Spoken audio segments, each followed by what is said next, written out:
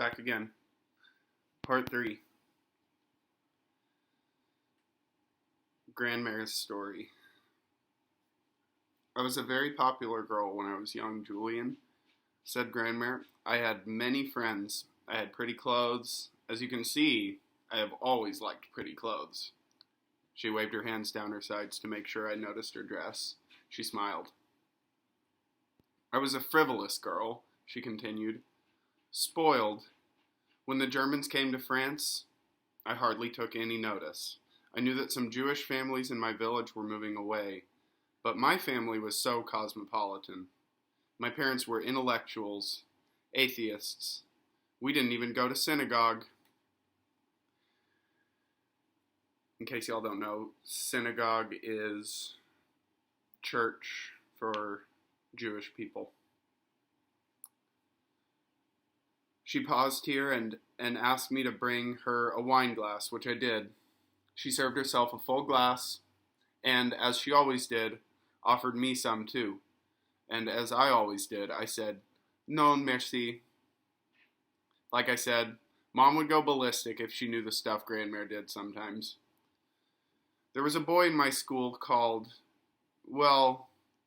they called him Tourteau, she continued. He was, how do you say the word? A crippled? Is that how you say it? I don't think people use that word anymore, Grandmere, I said. It's not exactly politically correct, if you know what I mean. She flicked her hand at me.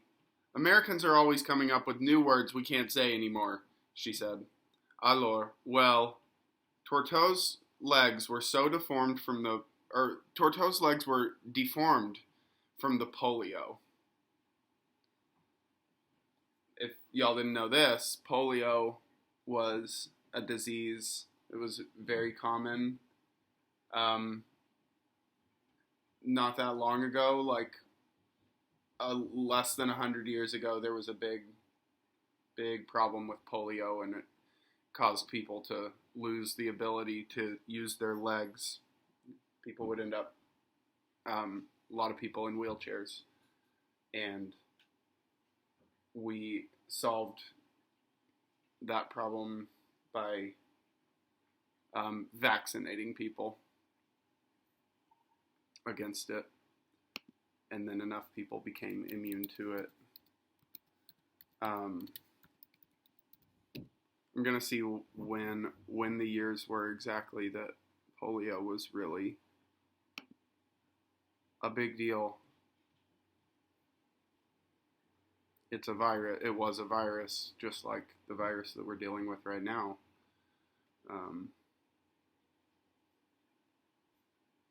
We're still using vaccines for polio.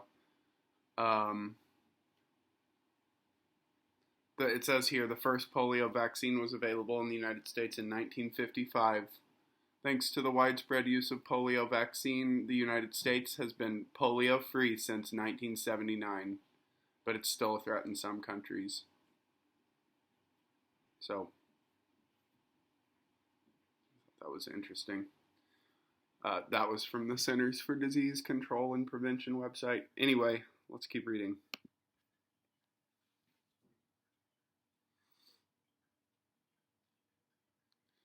He needed 2 canes to walk with, and his back was all twisted. I think that's why he was called Tourteau, crab. He walked sideways like a crab. I know, it sounds very harsh. Children were meaner in those days. I thought about how I called August the freak behind his back, but at least,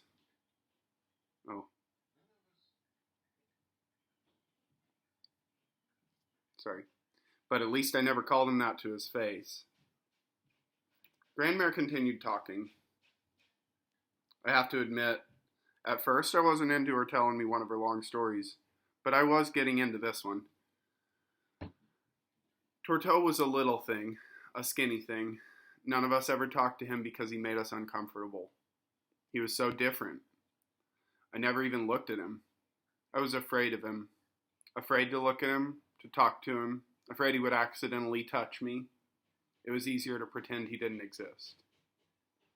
She took a long sip of her wine. One morning, a man came running into our school. I knew him. Everyone did. He was a Maquis, a partisan. Do you know what that is? He was against the Germans. He rushed into the school and told the teachers that the Germans were coming to take all the Jewish children away. What? What is this? I could not believe what I was hearing. The teachers in the school went around to all the classes and gathered the Jewish children together. We were told to follow the Maquis into the woods. We were going to go hide. Hurry, hurry, hurry. I think there were maybe 10 of us in all. Hurry, hurry, hurry, escape. Grandmere looked at me to make sure I was listening, which, of course, I was. It was snowing that morning and very cold, and all I could think was, if I go into the woods, I'll ruin my shoes. I was wearing these beautiful new red shoes that Papa had brought me, you see. And as I said before, I was a frivolous girl, perhaps even a little stupid. But this is what I was thinking. I did not even stop to think, well, where is Maman and Papa? If the Germans were coming for the Jewish children, had they come for the parents already? This did not occur to me. All I could think about were my beautiful shoes. So instead of following the Maquis into the woods, I snuck away from the group and went to hide inside the bell tower of the school. There was a tiny room up there full of crates and books, and there I hid. I remember thinking I would go home in the afternoon after the Germans came and tell Maman and Papa all about it. This is how stupid I was, Julian. I nodded. I couldn't believe I had never heard this story before. And then the Germans came, she said. There was a narrow window in the tower, and I could see them perfectly. I watched them run into the woods after the children. It did not take them very long to find them. They all came back together, the Germans, the children, the Maquis soldier. Grandmere paused and blinked a few times, and then she took a deep breath. They shot the Maquis in front of all the children, she said quietly. He fell so softly, Julian, in the snow. The children cried. They cried as they were led away in a line. One of the teachers, Mademoiselle Petit-Jean, went with them, even though she was not Jewish. She said she would not leave her children. No one ever saw her again, poor thing. By now, Julian, I had awakened from my stupidity. I was not thinking of my red shoes anymore. I was thinking of my friends who had been taken away. I was thinking of my parents. I was waiting until it was nighttime so I could go home to them. But not all the Germans had left. Some had stayed behind, along with the French police.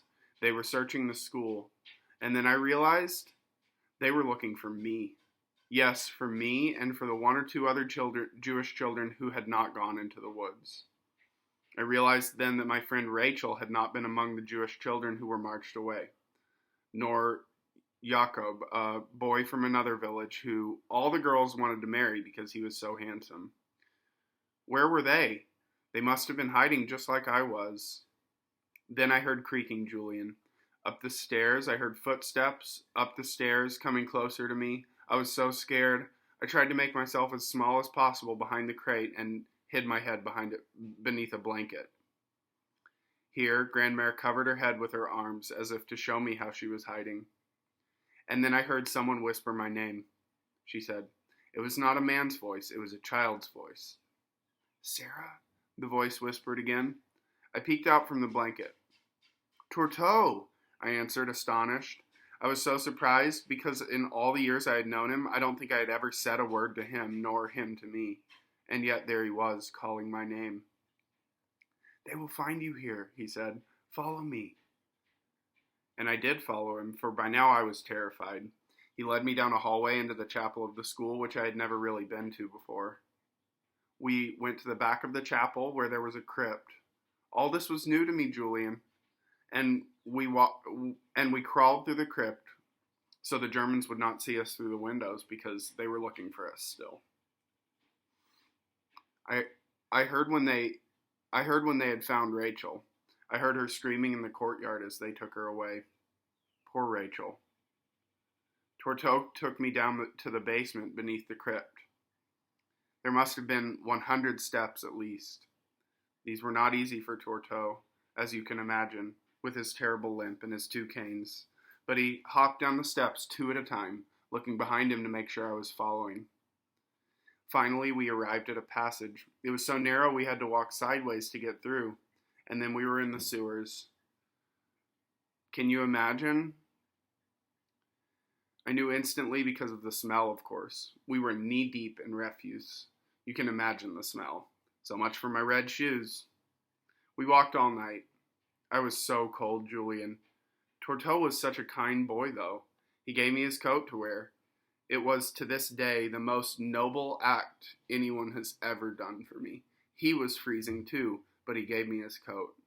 I was so ashamed for the way I had treated him. Oh, Julian, I was so ashamed. She covered her mouth with her fingers and swallowed. Then she finished the glass of wine and poured herself another. The sewers led to Danvier, a small village about 15 kilometers away from Aubervilliers. I think that's how you pronounce that. Maman and Papa had always avoided this town because of the smell. The sewers from Paris drained into the farmland there. We wouldn't even eat apples grown in Danvier, but it's where Tourteau lived. He took me to his house, and we cleaned ourselves by the well, and then Tourteau brought me to the barn behind his house. He wrapped me up in a horse blanket and told me to wait. He was going to get his parents. No, I pleaded. Please don't tell them. I was so frightened. I wondered if, when they saw me, they would call the Germans. You know, I had never met them before. But Tourteau left, and a few minutes later, he returned with his parents. They looked at me. I must have seemed quite pathetic there, all wet and shivering. The mother, Vivian, put her arms around me to comfort me. Oh, Julian, that hug was the warmest hug I had ever felt. I cried so hard in this woman's arms because I knew I would never cry in my own maman's arms again. I'm going to pause this and restart in a sec.